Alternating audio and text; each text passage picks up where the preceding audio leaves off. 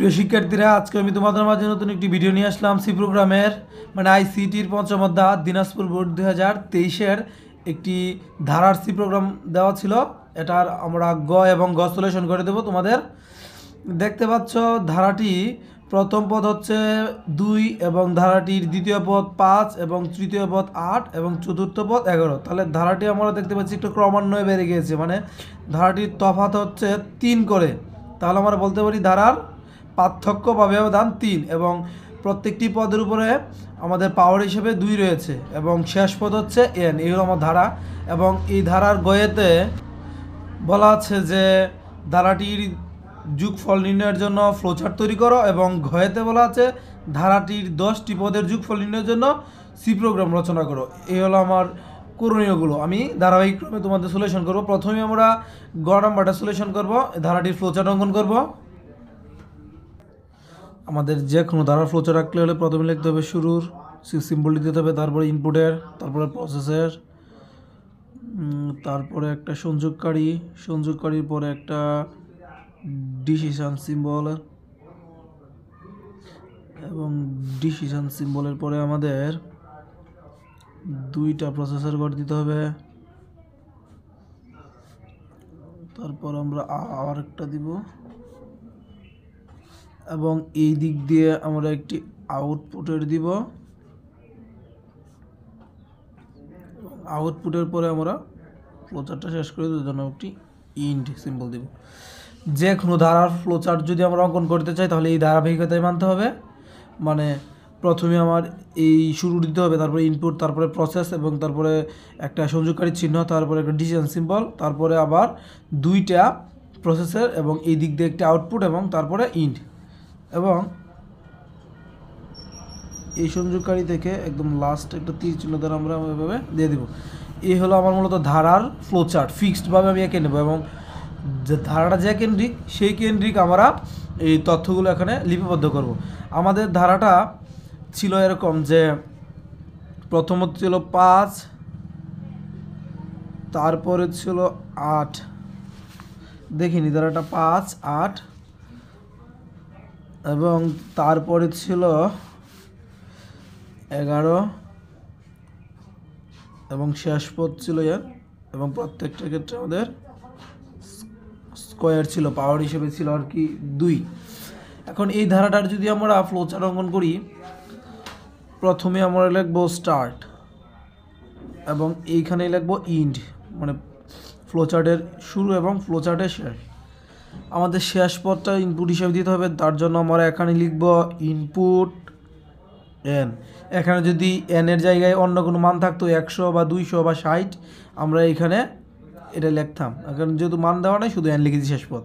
আর এই প্রসেসে করে আমাদের 2টা মান ডিক্লেয়ার করতে হবে। একটা হলো s = 0 এবং আরেকটা হলো i বলতে আমরা প্রথম পদকে বুঝেছি এবং i = 5। এই প্রত্যেক ধারা ক্ষেত্রে আমরা যদি যোগফল নির্ণয় করতে চাই ধারার, তাহলে s = 0 দিতে হয়, কারণ একটা ধারার শুরুকালে আমরা তার মোট কত হবে জানি না, যার জন্য আমরা s = 0 দিব এবং প্রথম পদ ধারার যা থাকবে তাই। এখানে যদি প্রথম পদ 1 থাকতো আমরা 1 দিতাম, এখানে যেহেতু 5 রয়েছে আমরা এখানে 5 দিয়েছি। আচ্ছা, তারপরে এই একটা সংযোগকারী চিহ্ন হবে, তারপরে ডিসিশনের ঘর, মানে আমার যে প্রথম পদটা থেকে শুরু করে আমাদের শেষ পদ পর্যন্ত যে ধারাটা ক্রমান্বয়ে যাবে সেই শর্ত ধরে দেবে, মানে আই এর মান আমাদের n পর্যন্ত যেতে পারবে এবং এদিক দিয়ে একটা প্রশ্নবোধক দিয়ে দেবো। মানে আই এর মানটা আমাদের সর্বোচ্চ n পর্যন্ত হতে হবে বা তার চেয়ে ছোটো হলেও হবে, কিন্তু n থেকে আমাদের বড় হলে হবে না, কারণ আমাদের শেষ পদ এখানে দেওয়া আছে। যদি এই কন্ডিশনটা আমাদের মানি, মানে এই কন্ডিশনটা যদি আমাদের ইয়েস হয় তাহলে আমাদের পরবর্তী কার্যক্রম পরিচালনা করতে পারবো। আর যদি এই কন্ডিশনটা আমাদের নো হয়, আমরা যদি না মানি, তাহলে আমাদের প্রোগ্রাম শেষ হয়ে যাবে, যাতে আমাদের প্রিন্ট এস, মানে আমাদের যোগফল নির্ণয় হয়ে যাবে। আর যদি আমাদের এই এন এর শর্তটা আমরা মানি, তাহলে আমাদের প্রোগ্রামটা আমাদের চালিয়ে যেতে পারবো। তাহলে এখানে ইয়েস লিখেছি, মানে এখানে আমাদের কাজ হবে স্টেটমেন্টের কাজটা s = s প্লাস, সাধারণত স্টেটমেন্টটা এরকমই হয় s = s প্লাস i, কিন্তু এই ধারার ক্ষেত্রে আমাদের পাওয়ার হিসাবে 2 রয়েছে, যার জন্য আমরা i 2টা লিখতে হবে, মানে i স্কোয়ার। ফ্লোচার্ট বা প্রোগ্রামের ক্ষেত্রে আমরা স্কোয়ার না ব্যবহার করে মানে ভেঙে লিখবো, মানে দুইটা আই লিখবো, যার কারণে আই গুণ আই, এই স্টার চিহ্ন দ্বারা আমি গুণ বুঝিয়েছি, এখানে যেহেতু স্কোয়ার ছিল। আর যদি স্কোয়ার না থাকতো তাহলে আমরা শুধু একটি আই দিলেই হতো। এবং এখানে লিখবো ইনক্রিমেন্টটা হলো প্রথম পদ মানে আয়ের সাথে ধারাটার পার্থক্য ছিল কত করে, 3 করে, এখানে লিখবো 3। এখানে ধারাটি 3 করে বৃদ্ধি পেয়েছে, যার জন্য আমরা লিখেছি আই ইকুয়াল আই প্লাস 3।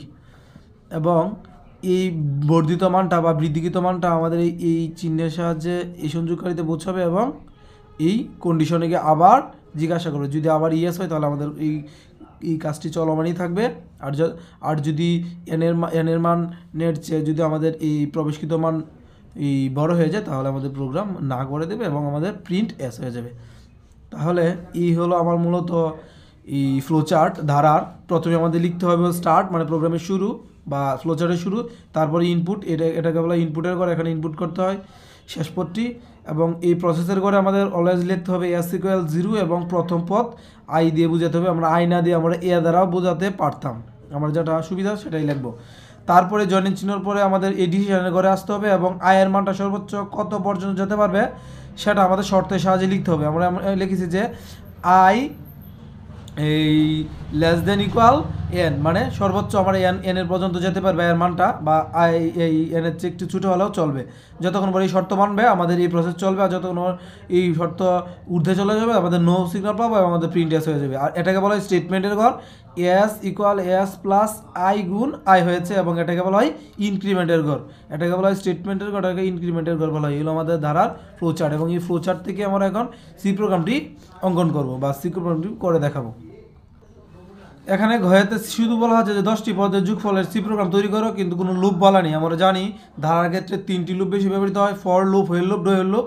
যেহেতু এখানে কোনো লুপ ডিক্লেয়ার করে না তারা, আমরা সহজ যেটি মানে ফর লুপেই আমরা এই সি প্রোগ্রামটি সলিউশন করব। সি প্রোগ্রাম করতে গেলে আমাদের প্রথমেই সি প্রোগ্রামের বেসিক স্ট্রাকচারটি লিখতে হবে, মানে হ্যাশ চিহ্ন দিয়ে ইনক্লুড স্টুডিও ডট ইচ, তারপরে আবার হ্যাশ চিহ্ন দিয়ে আমাদের লিখতে হবে ইনক্লুড কোনিও ডট এইচ, এবং তারপরে লিখতে হবে মেইনের পরে আমাদের একটা সেকেন্ড ব্র্যাকেট দিতে হবে এইমুখী করে, এবং মেইনের পরে আমাদের লিখতে হবে ইন্ট দিয়ে আমাদের ভেরিয়েবলগুলো ডিক্লেয়ার করব। ইন্ট আমরা লিখেছি আই, হ্যাঁ, এন এবং এস, এইগুলো ভেরিয়েবল মানে প্রথম পদ এবং এনের মানটা এবং এস মানে যোগফলটা, এই ভেরিয়েবলগুলো ডিক্লেয়ার করার পরে আমাদের মান দিতে হবে এনের মান।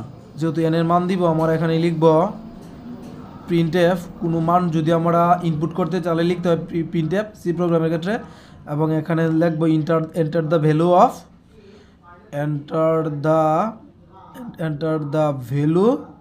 অফ এনের মানটা আমার যেহেতু ইনপুট করতে হবে, এবং ইনপুট করলে তো আর হবে না, এটাকে আমাদের শো করতে হবে মানে দেখাতে হবে। কোনো মান যদি দেখাতে হয় আমাদের স্ক্যানএফের সাহায্য নিতে হবে। আমরা লিখব স্ক্যানএফ এবং মডুলাস চিহ্ন দিয়ে ডি লিখব, ইনভাইট কমান্ড আটকে দেবো। এবং যেহেতু এন এখানে একটি ভেরিয়েবলকে আমরা নিয়েছি, এন চিহ্ন দিয়ে এন লিখলেই হয়ে যাবে। যদি 2টি থাকতো তাহলে আমাদের এন চিহ্ন 2টি হতো। আচ্ছা, আমাদের মান দেখানোর কাজ শেষ। এখন আমাদের অরিজিনাল কাজ, আমরা যেহেতু ফর লুপে করব এখানে আমরা বানান করে লিখবো ফর। এই ফরের ভিতরে আমাদের 3টি কাজ হয়, ফরের ভিতরে কাজ হয় 3টি। এই 3টি কাজের প্রথমটিকে বলা হয় প্রথম পদ। 3টি কাজের প্রথমটিকে বলা হয় প্রথম পদ, তারপরে থাকে শর্ত এবং তারপরে থাকে বৃদ্ধি বা ইনক্রিমেন্ট। ইনিশিয়াল ভ্যালু হয় প্রথম পদকে, শর্তকে বলা হয় কন্ডিশন এবং বৃদ্ধিকে বলা হয় ইনক্রিমেন্ট। এই 3টা কাজ আমাদের ফরের ভিতরে হবে। তাহলে প্রথম পদ বলতে আমি বুঝাচ্ছি যে ধারাটির প্রথম পদ কত ছিল, ধারাটির প্রথম পদ ছিল 5 মানে 5। তাহলে আমি এখানে আই ইকুয়াল লাগবো 5, তারপরে শর্তর আমাদের ফ্লো চার্টে দেখলেই পাবো। এই যে শর্তের ঘরে যা আছে আমরা তাই লিখে দেবো দেখে। এই যে আমাদের শর্ত লেখাও শেষ। তারপর লিখেছি বৃদ্ধি বা ইনক্রিমেন্ট হচ্ছে ধারাটা কত করে বেড়ে গেলো, 3 করে বেড়ে গিয়েছিল। তাহলে এখানে লিখবো আই ইকুয়াল আই প্লাস 3। এই হলো আমার মূলত এই ফরের কাজ। এরপরে একটু কাজ বাকি রয়েছে, একে টান দিয়ে এখানে লিখে দিই। এরপরে আমাদের কাজ হলো স্টেটমেন্টের, যার জন্য আমাদের আবার আরেকটি সেকেন্ড ব্র্যাকেট দিতে হবে এই মুখী করে, এবং স্টেটমেন্টের কাজটা ছিল এইখানে যে স্পষ্ট দেওয়া আছে, এটা একেবারে স্টেটমেন্ট, এটা একেবারে ইনক্রিমেন্ট। স্টেটমেন্ট ছিল এস সমান সমান এস প্লাস আই গুণ আই, সেমিকোলন দিয়ে ক্লোজ করে দেবো এবং এই ব্র্যাকেটটা আমরা এইমুখী করে ক্লোজ করে দেবো। স্টেটমেন্টের কাজ শেষ হয়ে গেলে প্রায় আমাদের কাজ শেষই।